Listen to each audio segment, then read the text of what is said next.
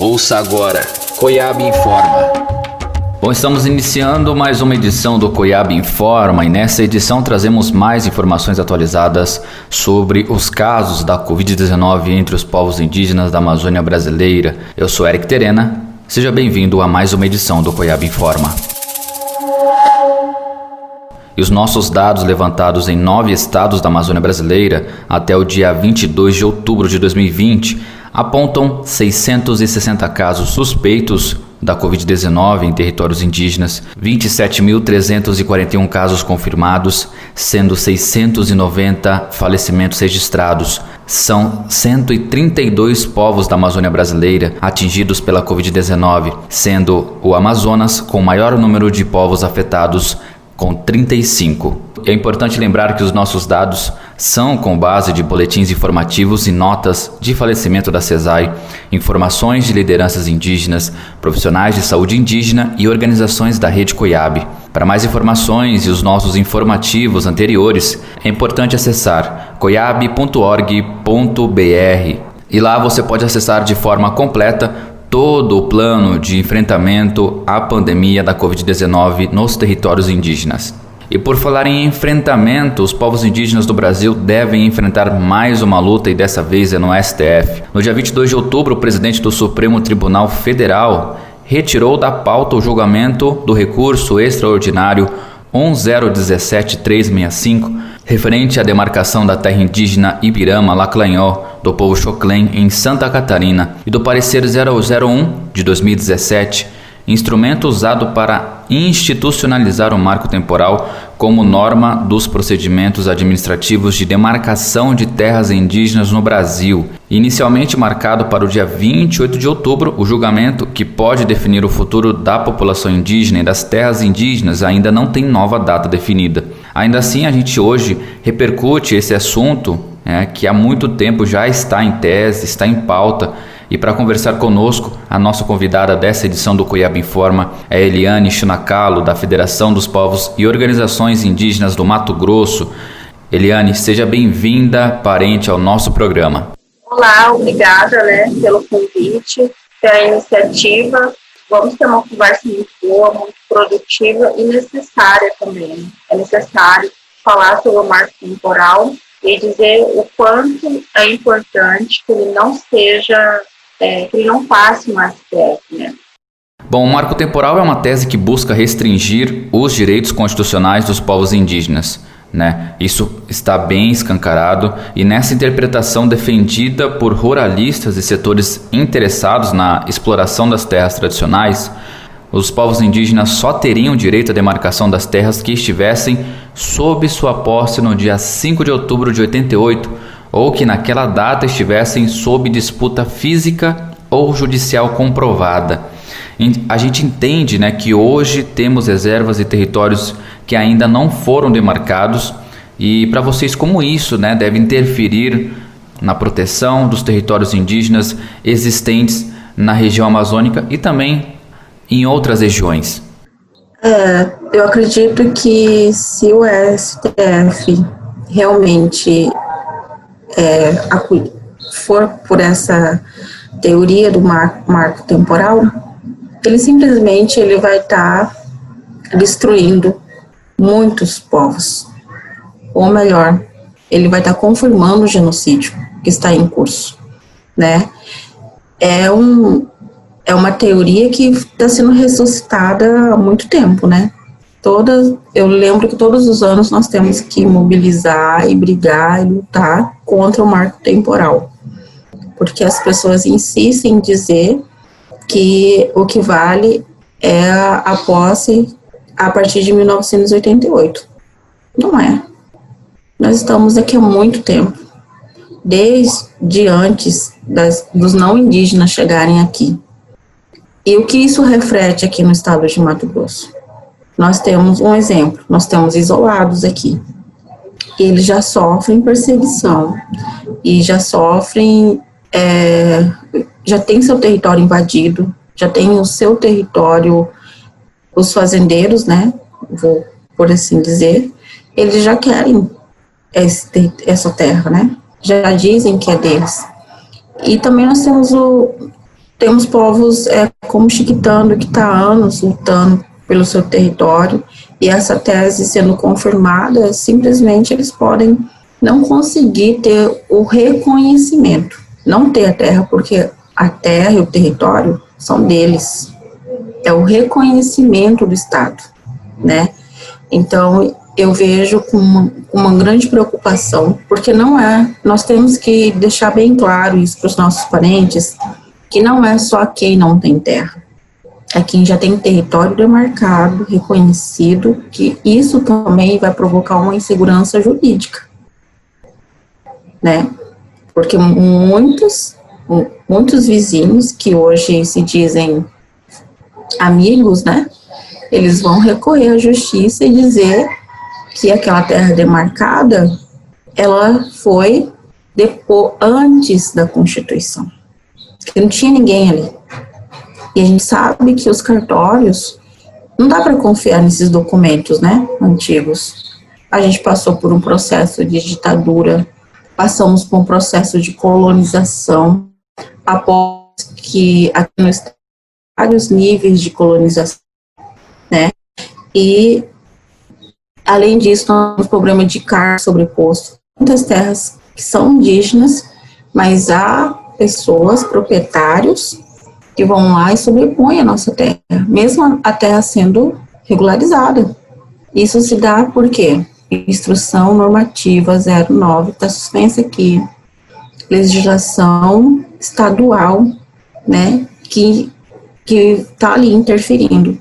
E agora, além da gente estar brigando há muito tempo por demarcação, por reconhecimento, a nossa briga se dá também no judiciário, se dá no legislativo, e como diz um famoso ministro, que eu não sei o que está fazendo até hoje, a boiada está passando aqui no estado, há muito tempo. E agora com a pandemia, passa. E a gente teve uma mobilização contra a PL 17 aqui, que as audiências públicas, a gente ouvia horrores dos nossos deputados, que não conhecem nada da questão indígena e não fazem questão de conhecer. Somos só voto para eles.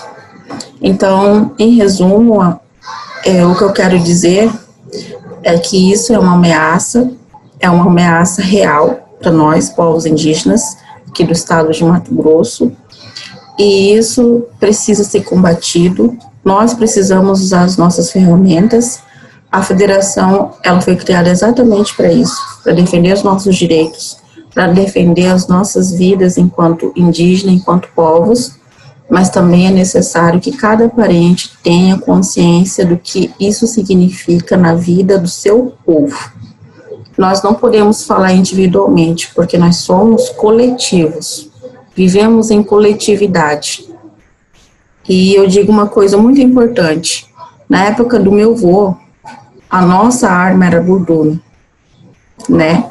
Na época da ditadura, a gente falava na língua escondido, usávamos nomes escondidos, mas a nossa identidade sempre esteve ali, com a gente. Agora, nessa era que eu não sei ainda como chamar, né, e eu digo que a nossa luta é contra tudo isso que está sendo posto agora, contra retrocessos. Então, é muito importante, quem estiver me ouvindo, parentes, se vocês não sabem o que é marco temporal, nós estamos aqui no estado. Vamos procurar entender, vamos procurar combater, e a federação, ela não está só. Nós estamos junto com todos os parceiros e parentes, né, e irmãos, como alguns dos nossos indígenas chamam, né, Coapibe, Coiabe, né, e outros parceiros. Muito interessante sua fala. Então, você disse sobre os enfrentamentos gerais e impactos para a nossa população, porém, em outros tempos, né, os povos indígenas estariam já em Brasília, junto com advogados indígenas, buscando reverter, agora perante os ministros do STF, o não aceite dessa tese, né? E como vocês veem esse cenário atual e como politicamente está interferindo na defesa do território, até porque a possibilidade de entrada de um ministro por indicação do presidente Jair Bolsonaro, né, e tudo isso pode mudar daqui para frente. Com certeza, né? Porque essa pandemia, ela deixou muito mais vulneráveis os vulneráveis. E assim, nós somos povos vulneráveis. Nós não somos povos fracos, mas nós estamos vulneráveis por muitos fatores. E uma dessa vulnerabilidade é a questão virtual. Muitas aldeias não têm internet. E as que têm, elas têm uma internet muito precária, né? E outra dificuldade, que nem todo mundo sabe utilizar das ferramentas, né? Eu que estou na cidade, né, tenho um certo grau de conhecimento do não indígena, eu não sei. Imagina quem está lá, quem está acostumado a ir para frente, sabe? Fisicamente. Então, isso sim vai prejudicar, né? Esse novo ministro, eu espero que ele faça uma coisa muito importante, no qual ele fez um juramento. Ele tem que cumprir com a Constituição. Eu sei que nem todo mundo é neutro, mas ele precisa e deve ser imparcial, né? E as instituições, elas têm que cobrar isso. E nós, povos indígenas, temos que cobrar isso, né? Eu acredito que foi uma grande vitória que a PIB conseguiu ser reconhecida pelo STF, isso é ótimo. Agora nós precisamos utilizar disso, porque é um ministro que tem uma linha conservadora, né? A gente não viu a atuação dele como ministro, mas a gente sabe o porquê que ele foi indicado.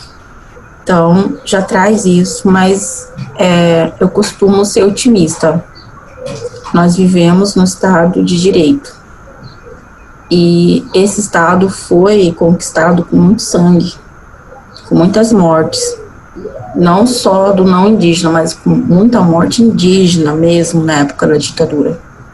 Porque nós, povos indígenas, somos povos que enfrentam. Quem está enfrentando essa conjuntura política de frente? Somos nós, povos indígenas.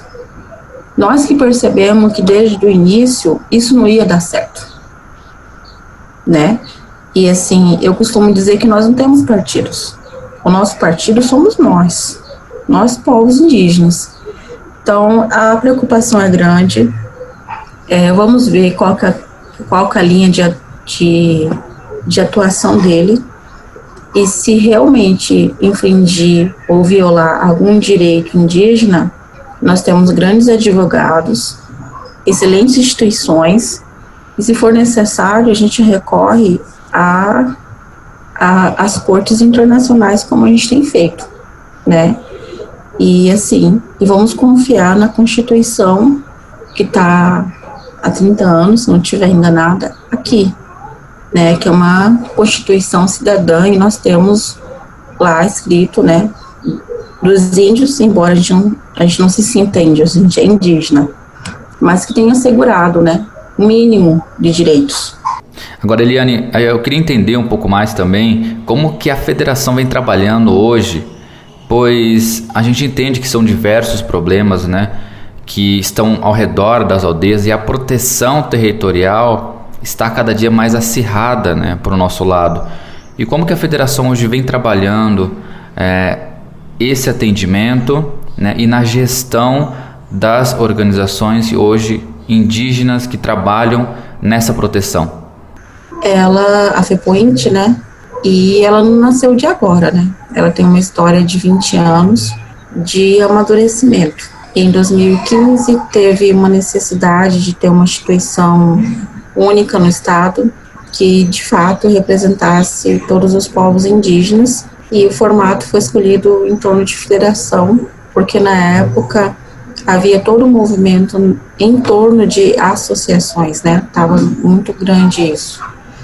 E Mato Grosso é um estado de grandes lideranças, né, nós temos Raoni, o Aritana, que se foi esse ano, né, e outros, né, Piracumã e outras lideranças grandes. Mas a Federação de Direito, né, registrada, ela tem 2 anos, quase 3, costumamos dizer que ela é um bebê, né? E a federação ela é organizada em 7 regionais aqui no estado de Mato Grosso. Nós temos regionais do Cerrado e Pantanal, que congregam esses povos. Temos a regional do Chavante, onde é só os Chavantes, eles são muitos, e exigiu ter uma regional só para eles, e todas as suas especificidades. Tem uma regional do Xingu, também não tem como justificar, é um território onde congrega 16 povos, né, com uma diversidade muito grande e rica. E temos a regional Caiapó, lá não tem só Caiapó, mas é uma região do norte que tem 9 povos, né, dos Caiapó, Panará, Tumai, Terena também. Então, e temos a região noroeste, que predominantemente é a região onde está a bacia dos Tapajós, né, lá há 12 povos, Suruí, Zoró, Manuque, né, e onde há também muitos problemas. E nós temos a região do Vale do Guaporé, onde nós temos 2 povos, né, que é os Chiquitanos, que lutam muito pelos territórios, e temos os Nambiquara também, que é a Nambiquara do Vale, porque nós temos o Nambiquara do Cerrado, que está com cerrados. E temos os povos do Araguaia também, né, de Araguaia. Então são 7 regionais, e a federação ela tem uma diretoria de 6 pessoas, temos 2 conselhos, um deliberativo e um fiscal, e ela, além de ela ter associações filiadas, ela também representa povos, né, e nós estamos na luta, né, a ideia é que a FEPUINT seja a casa dos povos indígenas do estado de Mato Grosso, e nós estamos tentando ser esta casa, porque nós somos diferentes, né, somos 50 mil indígenas, 43 povos indígenas, que vivem em 3 biomas aqui no estado de Mato Grosso. Há povos que defendem que há 4 biomas, porque tem a mata de transição, mas estamos na luta, como sempre, né, a federação ela está lutando em todas as esferas, com o governo muitas vezes caminhando, muitas vezes contra o governo aqui no estado, porque nós temos um estado muito intenso, mas politicamente não é aberto às questões indígenas, né, como todo o Brasil, mas o cenário ele está pior do que nos outros anos, né, e nós enfrentamos os mesmos problemas a nível nacional, nós enfrentamos invasões, grandes empreendimentos, enfrentamos garimpo aqui no estado, né, Covid, incêndios. Então nós temos inúmeros problemas e que infelizmente nós estamos vivendo o desmonte das legislações que nos protege e que não foram nos dadas, mas sim conquistadas, né. Muito bem, conversamos hoje com Eliane Chunacalo, da Federação dos Povos e Organizações Indígenas do Mato Grosso. Hoje a gente falou sobre o marco temporal, né, e como isso deve interferir na proteção dos nossos territórios. E é importante lembrar que a pauta foi retirada do STF, mas ainda é possível que volte nas próximas sessões. Eliane Chunacalo, muito obrigado pela conversa nessa edição. Seja sempre muito bem-vinda ao Coiaba Informa. Eu venho aqui parabenizar o trabalho de vocês, cotidianamente lutando e mostrando que o nosso sangue indígena é guerreiro e resiliente. Encerramos assim então mais uma edição do Coiaba Informa. Hoje nós conversamos com Eliane Chunacalo. Muito obrigado, parente, pela sua participação nessa edição. É importante lembrar que esse podcast já está disponível nas nossas redes e plataformas digitais de áudio. Para saber mais, acesse o nosso site coiabe.org.br ou também a nossa página no Facebook, Coiabe Amazônia. Eu sou Eric Terena e a gente se encontra na próxima edição. Essa edição foi produzida pela equipe de comunicação da Coiabe e Mídia Índia. Produção Thalita Oliveira e Maria Emília Coelho. Edição e voz Eric Terena. Você ouviu Coiaba Informa.